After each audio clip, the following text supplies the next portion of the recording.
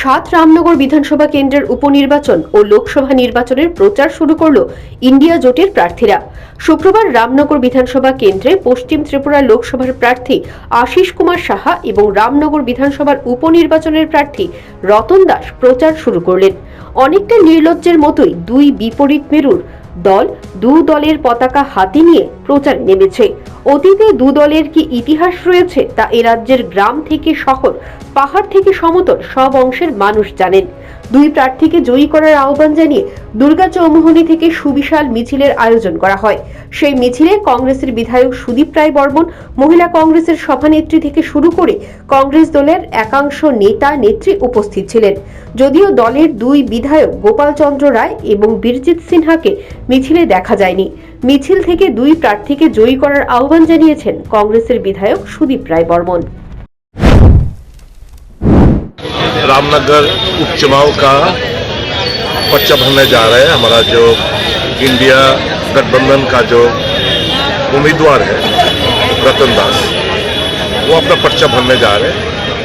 तो कांग्रेस, सीपीएम, बाकी जितने भी 8 पार्टियां हैं यहाँ पे, forward block, RSP, CPI, CPIML, TPP और जनमंच, ये 8 पार्टियां हमने गठबंधन किया है त्रिपुरा में। इस उपचुनाव में हम लोग एक साथ लड़ेंगे, पार्लियामेंट में भी एक साथ लड़ेंगे और जी जान लगा के कोशिश करेंगे कि भाजपा कैंडिडेट का, उम्मीदवार का जमानत जब्त हो। इसी में हम कोशिश कर रहे हैं। आज पर्चा भरने हम लोग सभी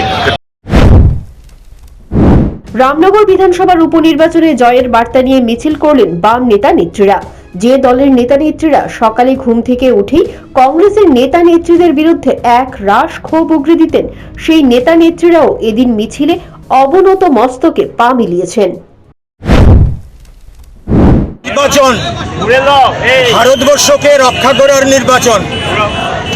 এবারের নির্বাচন কেন্দ্র থেকে ভারতবর্ষের স্বাধীনোত্তর যুগে সবচেয়ে জঘন্য সরকার মোদী সরকারকে হটানোর সংগ্রাম।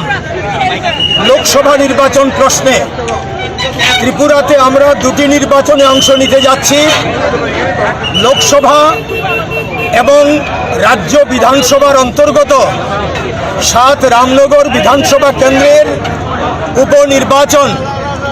এই দুটি নির্বাচনে আমি বামফ্রন্ট তথা ইন্ডিয়া মঞ্চের সমর্থিত সিপিআইএম প্রার্থী হিসেবে প্রতিদ্বন্দ্বিতা করছি। 7 রামনগর বিধানসভা কেন্দ্রে